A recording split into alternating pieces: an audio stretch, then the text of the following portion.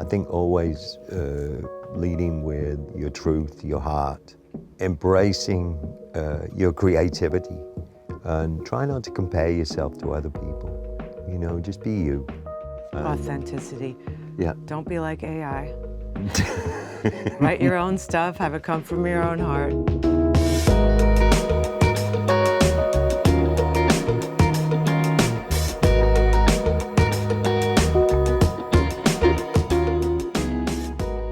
On behalf of the Sessions panel, welcome to this beautiful studio, Nightbird Studios, and welcome to the Sessions. Rick Allen, Lauren Monroe, welcome. Fantastic. Thank I've you. never been down here. Everybody told me about this infamous studio. Isn't it and gorgeous? It's what like a great space. It's like going back to like old school studio. It's beautiful. It actually is. Being we're talking about music, let's start right off with congrats on you and Def Leppard getting your star on the Hollywood Walk of Fame. It was an honor for me to be there with you to celebrate that.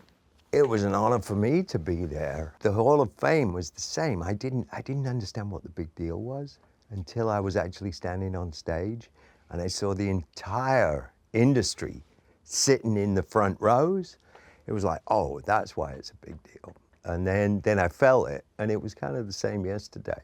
Just that feeling of becoming part of American history. And this area is really where it all started for us.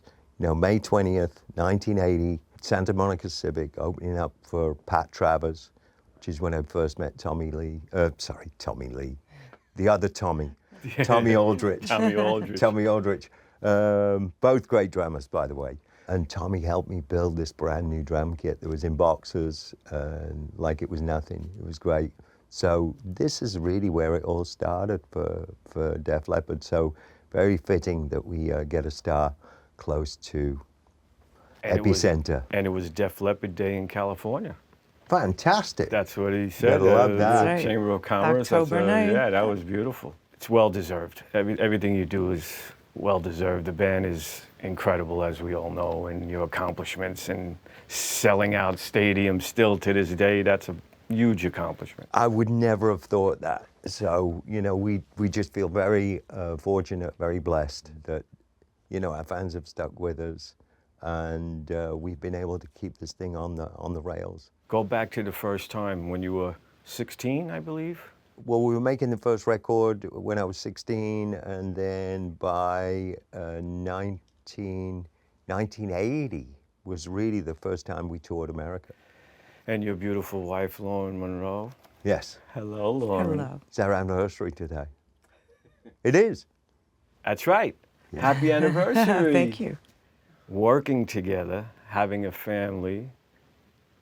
Talk about some of that, the challenges, the good things about it, some challenges about it. Well, I think, like any family, time management is definitely something that we're working on. No, not my strong point.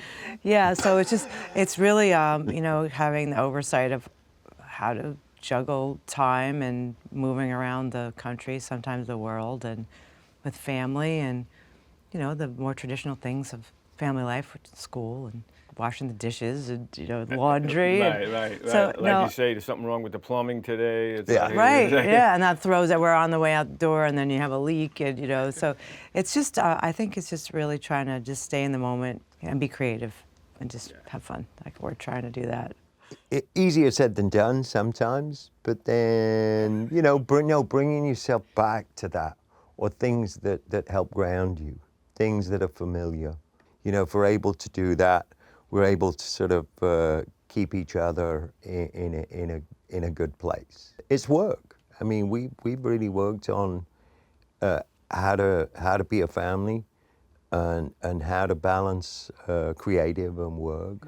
Yeah. And it's been a while, but we're getting pretty good at it now. And a teenage daughter. Yeah, and that's a whole different thing now. It's like, oh, we have a teenager now. Oh, that's a different animal. Yeah, that is. Yeah. That is. Well, you different think back creature to in the when house. you were young, right? And when we were all teenagers, who could tell us what to do? No, Yeah. I know. We thought we knew it all. No, I mean, between me and my brother, we made my parents' life just, I don't know how they did it. I really know. don't. But having your parents support, because they always supported the band, And that was a good thing. Joe, yesterday in his speech, he actually thanked everyone's parents. And We love the way Joe is kind of the focal point of the band and really represents all of us really well. You know, for him to just include everybody, you know, whether it's people that are still with us or people, you know, from our past, they all had a part in helping this band in some shape or form. And it's important to remember all of those people. yeah, So, absolutely. yeah. So let's talk about your organization, the Raven Drum Foundation, which supports veterans, first responders, people suffering from PTSD. I've been to a few of the events. I was fortunate to work with you guys on that, and it's just mind-blowing, the tremendous work that you both put in, and healing of music, how important healing of music. So let's go back to the beginning, how it all came together. We started the foundation in 2001. Rick and I met in 2000, and it was just a natural synergy to bring what I had and my life experience and his life experience together. My background's in energy medicine. I was a massage therapist. I was teaching energy medicine. I was a musician as well, and I was a percussionist. So when I met Rick and we started talking about trauma, you know, sharing our life experiences, I started showing him some mindfulness training, and we started drumming with it. And we thought, well, this is a great idea. Like this is really powerful. Let's share it. And it really started out of that organic, you know, desire and inspired plan. And then we started sharing it, and it'll be 25 years. Yeah. Yeah. So my experience of extreme trauma, and Lauren's background, and really some of the profound experiences that I went through that I couldn't explain, and through working with Lauren, I was able to really understand more about the experiences that I'd been through. And that was really the catalyst. The two of us together was the catalyst for working with any part of the population. You know, the first time we did it backstage in Colorado. A friend of ours were working with kids from Afghanistan that lost their limbs.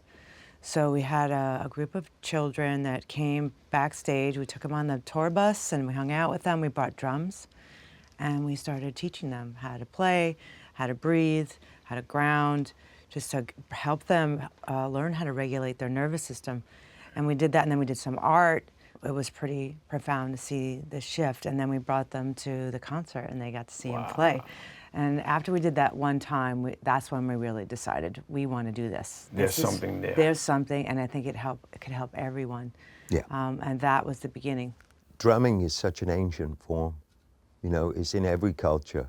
And we always say, you know, we're rhythmic beings. You know, the first rhythm you heard was your mother's heartbeat. Exactly. And, you know, when people say, well, I don't have any rhythm, I can't do this, we all can. It's just re-remembering, you know, that part of yourself. And I think that's the power of drumming, particularly when you drum in a group where there's, you know, you set an intention. I think then it becomes really powerful. And then it's really remembering your ancestry and going back to the beginning. The first language, signals, drum. drum signals, and Yeah, the thing is, what's so great about drumming is that you don't need to speak. And sometimes it's really difficult to share trauma and emotions, especially with the populations that we work with, like first responders and veterans, where it's trained, you know, you're already trained not to share and to compartmentalize. So we bring the drums in, and you combine the powerful essence of the rhythms with neuroscience, epigenetics, quantum physics, all these things that support how you use your mind as you're drumming. And we're able to shift thought and navigate thought as energy. Right. And help move thoughts that, you know, that are residue of trauma. And it's really an education. Yeah, because the trauma really stays in your body. Yeah. Yeah, years ago when you were going through your trauma, PTSD wasn't really studied as much as it is now. That's true. And then through the experience of the military, really, Right. I think they really were the spearhead into talking about trauma and PTS being sort of a household word. I think, you know, they had terms like soldier syndrome and all kinds of different ways of naming it. Or it wasn't until relatively recently that people really started taking it seriously. Yeah. Yeah, it's an invisible wound. Yeah. So it's very, very hard. You know, when you have a physical wound, it's easy for somebody to say, well, you were injured. But when it's invisible and it's part of your neurology, Right. and then, you know, emotions become dysregulated and sleep, and you have, you know, Loud bursts sounds. of sounds, and so many different things affect your nervous system. And we always tell people post-traumatic stress is a very ordinary thing that happens to the brain, and it just needs to be regulated. It's not about that you're a weak person, that you have these emotions you can't control. It's your neurology. Yeah. No, well said. It's almost like, you know, when you trip a breaker at home, Right. you know, and you can't reset it because maybe something's plugged in. It's kind of like that. Your nervous system, it's difficult to reset it just by saying, well, you know, I want to get out of this. Right. But over the years, we've gathered tools that can really many help. tools, yeah. You know, one tool might not fit one person, but work with another. So, you know, not Everyone's only different. Yeah, everybody's different. So, talk therapy might work for somebody, where rhythm-based exercises and mindfulness, and then we have equine that we work with too, which is such a powerful modality with horses. We really guide people to finding their own, you know, combination of things to help them live a quality life, you know, and a quality family life, because trauma with one person definitely affects the whole entire family. Right. And we have to teach people together how to navigate. Cope.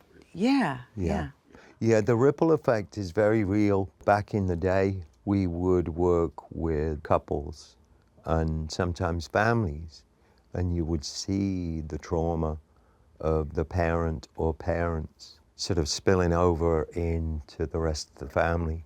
So we saw that it was so valuable to really address the entire family unit, you know, not just one the person, right? Yeah. Because it affects everyone. Yeah. No, and like I said, I've been to a couple of the events, and you're amazing at keeping. When we do those drum circles and everybody, and then people get up and speak. That time when Jessica Lynch, I mean, that was. You know, she was a prisoner of war, the Afghanistan war, and she was tortured and beaten. And when we heard her speak that day, we were holding back tears, and we were like, we all looked at each other like, man, we better never complain about anything. No, you know? I know. There's a certain amount of gratitude when you're around people that have really suffered greatly. You start to learn how to appreciate your life and the smaller things. I mean, every trauma is important. There's no like that one's more important. No, you know? yeah, Because the any body kind of registers things differently all the time, but it gives you a deeper sense of compassion. Right. When you work with other people who have suffered a lot. And I think, you know, just like communicating with you right now on this, we hope that it affects people to become more compassionate. How can people donate? Yeah, just go to ravendrumfoundation.org. There's a donate button there. And all donations go right to our programs so that we can maintain programs. I think sustaining programs is, you know, it's always, you just never know how long you can sustain something because, you know, the budgets that come in every year is a nonprofit. So we're always trying to think ahead. We love our donors. They're a part of a lot of things that we do. Corporate sponsorship is always appreciated to get like-minded people who really care and want to get behind events and programs. And then our Drummers Collective as well is, I mean, you know, we all appreciate this, but all the drummers that are with us, they're our allies. What they bring to the table and their involvement, you know, we do the 12 drummers drumming. We've been doing that annually. And then we have events or fundraisers, this, that, and the other. So really the best thing to do is you know, watch that space. Go to ravendrumfoundation.org, and then people can they can keep up on what we're doing, or they can sign up for a newsletter and get all the latest information. Yeah, because I know everyone who's experienced the few that I have done, they walk away with a sense of calmness, because we do the thing where everybody yells out a word, and we do our type of spiritual praying, and it's just tremendous. So everyone should check that out, because you're saving a lot of people. You really are. And you're helping a lot of people. And we feel like we're gathering a community of people Yeah. too. I feel like, there's power in numbers. And you keep studying and studying, and now more and more people are becoming aware of how important music is to our mind, body, and soul. Yeah. We know it intuitively. I think we all, when we're not feeling right, we'll put on music. When we feel angry, we'll put on some music. When we need comfort, we put on music. And we're fortunate enough that we get to play music. Yes. Yeah. And Even I think more powerful. Yeah, and I think there's something to be taught in that not everyone's a musician and can channel that kind of healing energy. I always think music is healing energy, the way you move it through the body. And that's a wonderful way to teach people how to feel the power of healing is through the music. Yeah, and speaking of music, you have a new record coming out in 2026 titled Magnetic, with the first single being released in November of 2025, Everline. And I was looking up some information, and I saw that there's looks like an amazing different type of concept show that's going to be involved with the record. Oh, the magnetic stage. Yeah, it's awesome. The Magnetic Stage is a multi-sensory concert. So we include lots of different facets of experiencing sound through frequency. We have visual imagery that is very curated to give people an experience from within and affect how you feel. And all the music and the lyrics are all there to guide people to have a transformative experience. I speak a lot during the shows. I guide people on how to experience the music, which is a little different than going to a concert and just being there. Right. I think it's a very interactive experience. I have Rick playing with me, which I'm always so happy that, when he gets to play. And No, it's awesome. I have a great band. Yeah, excellent. Yeah, One Josh of the Good. great musicians. Oh man, all of them. They're just such a blessing. They came into our lives the way that they did. It's and they're all there and they love doing it. They're like, they've got all these projects that they're doing, whether they're sessions or this or that or the other. I'm not going to mention any other band names, but they always love coming back and experiencing, what we do as a band, what Lauren does as an artist. It's great. It's a great band. We're blessed. It's a great hybrid experience in the theater to be able to experience the music the way we're presenting it. Yeah. We're trying to get because my tears are always really close to the surface. We're trying to get some sort of endorsement deal with some sort of tissue company. Because I always Tissue I'm always Well, reaching, people cry I'm now. always reaching for People the are crying. tissues to wipe away the tears. I mean, they're not tears of sadness, but there's something about this music. There's something about the live experience, even sitting on stage there, You not just feel being it. an audience member. Right. But there's something. It brings up emotion in me that is always there. Whenever we do stuff with Lauren, there's always this underlying emotional response to the music, and I think that's part of the key to the healing aspect. No, you're very good at what you do.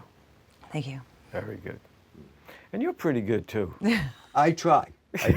Part-time rock star, full-time dad, full-time husband. I told you, no matter how many times we know each other a long time, and no matter how many times I sit on the side of the stage and I watch you, it is inspiring as if I'm seeing it for the first time. And I could see even in the audience, yesterday, I don't want to say, but you got the largest applause. Oh, you always get the largest applause because people really, they love you. There's a familiarity. People feel as though they know me, they can trust me. If people have followed along with my story, then they can understand or they can see how an experience like that can be extremely humbling. You know, I'm just blessed to be doing what I do. Right. And at this level, you know, it's really important. It's important to me, and obviously I'm not going to be doing it forever. So we always say, you know, make people happy, lead with kindness. Lauren has the record coming out now. Next year, you guys have been, for the last 3 years, selling out stadiums. It's been busy. It's been really busy. You know, we did the Motley Crue tour, which was incredible. That lasted for about 18 months, you know, a worldwide sort of stadium run. And then we moved on and started touring with Journey. This year was really about the festival circuit, Right. you know, and that was great because I think you meet the more casual Def Leppard fan that you want to pull into the fold. Maybe they're like radio listeners or Right, whatever, and they know Def Leppard songs, but the idea is when they see us live, they go like, "I'm coming again," Right. you know. So we're really trying to get over to you know, new fans. This year, I've got just a few loose ends, few shows to do, and then next year we're going to be launching into another Vegas residency, which should be fun. The thing we always love about Vegas and doing a residency is that you can dig a little deeper into the catalog and play songs that you wouldn't normally play to a bigger audience. Because, you know, you're basically preaching to the choir. Right. You know, they're super fans. They're out there and they just want to hear every song you want to play. So it's great for us. And it's like a 4 or 5 day sound check. I know, it's great. Which is always great. And your bed doesn't move. Yeah, exactly. I know, right? What advice would you give to the up and coming generation about being in the music business? That's a really good question. Because it seems to be a day. moving target. I think always leading with your truth, your heart, embracing your creativity, and try not to compare yourself to other people. You know, just be you. Authenticity. Yeah. Don't be like AI. Write your own stuff, have it come from your own heart. Play with people. Yeah. Play with other human beings, yes, that actually play instruments. And Yep. Which is how you record. yeah. Which is how you record. Yeah, I mean, that's old school. And we learned it from the greats, you know, the Jim Keltners. And, you know, it was, you know, old school. It was tape machines and tape and, you know, one take. And if you got it wrong, you did another take. Right. You know, it wasn't like it is now. Yeah. We were fortunate to grow up in that era. And on the business side, especially you being in the business so long, how have you seen it dramatically change? Well, the industry keep taking more and more and more of the winnings, as it were, and that seems to be the business model in terms of things just keep getting more and more and more expensive. Somebody mentioned yesterday about, you know, that when they first came to see us, and the ticket was something like, I don't know, $3. Yeah. I mean, you can't even get popcorn for that these days. Yeah. You know? I know. I know. It's crazy. You're right. Between You can't get a bottle of parking water and- for that. And this is why then people say, well, how come we can't sell out? Well, the average person, you could only go to maybe 2 shows a year, 3 shows the most, so you have to pick and choose. So that's a testament to show selling out 50,000, 100,000 seaters. I hope it sort of levels out where it's more affordable for people. Everything is influenced by upward trends. And we're fortunate to remember when you could go to a concert and, you know, take all your friends with you. Yeah. Now it's like, man, I'm not sure I can afford it. You have your new record coming out. That's the thing that hurts me a lot, to not see people caring about albums coming out and new records coming out. But yours is a great idea because the concept and the show tied in together.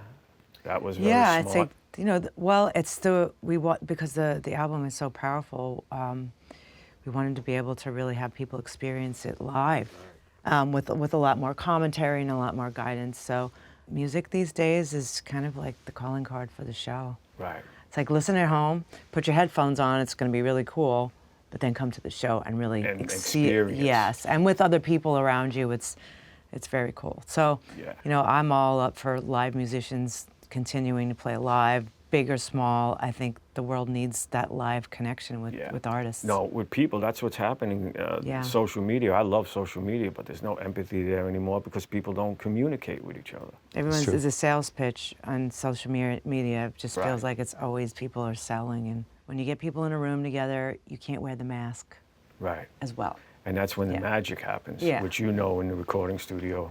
Absolutely. That's when the magic happens. And what you're doing is also ties into the whole Raven about well-being and Yeah, I mean, we So- all need to get through this time in history, whatever this is. Like, we're shifting and changing. The world is changing very rapidly. People are changing. We've lost our sense of heart.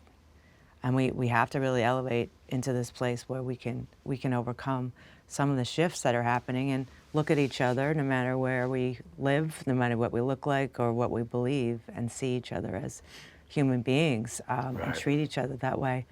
But it starts on treating yourself that way. The emphasis seems to be on our differences, and it has to be about our similarities. Right. And how we're all the same. We all experience the same emotions. Don't buy into the feeling of being separated. Right.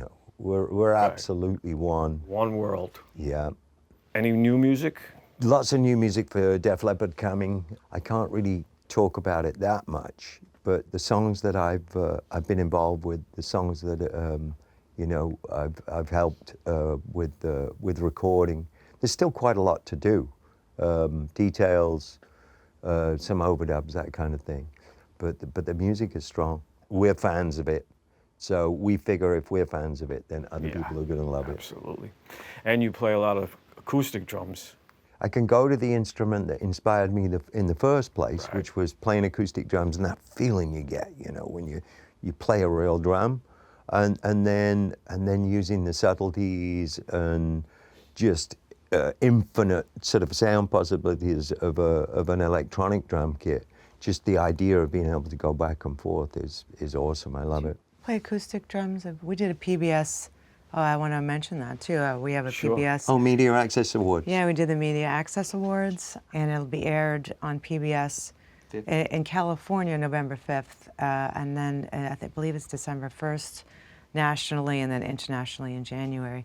And it's really a wonderful award show that elevates people with disabilities who are in the entertainment industry. Wow. So they invited Rick and they invited me, and we Nice. had our Joshua Ray Gooch play with us, and it'll be aired in November, December, and January, wherever you are in the world. No, So that'd be cool. Perfect. Yeah. And it's interesting. I always have an uneasy relationship with the word disability because, to me, disability, in my world, has it's become a superpower, and I see that time and time and time again with people that are different, that they push above and beyond, Right. and they become just the most incredible at what it is they put their minds to. And strong, survive. Man. Yeah. So it was super inspiring being around that awards show, and the fact that we were asked to be part of it was just such an honor. Well, again, I know how busy you are. You're taking off, separate directions. But on behalf of the Sessions, thank you so much for doing this at Nightbird Studios, this wonderful, beautiful studio. Thank you to Philip and his crew. And thank you. Thank you, man. I love you guys. I love you Sessions. too. You know how much I love you. I would kiss his hand, but then he'll goof on me for the rest of the game. Dom Famularo here at the Sessions panel. This is so exciting. Thanks for watching. Thanks for subscribing. Click the subscribe button to be a part of what we're doing. The views help us tremendously. All of your comments, we read them and react to them. This is incredible. The support you're giving us is great. The Sessions panel. We'll see you real soon.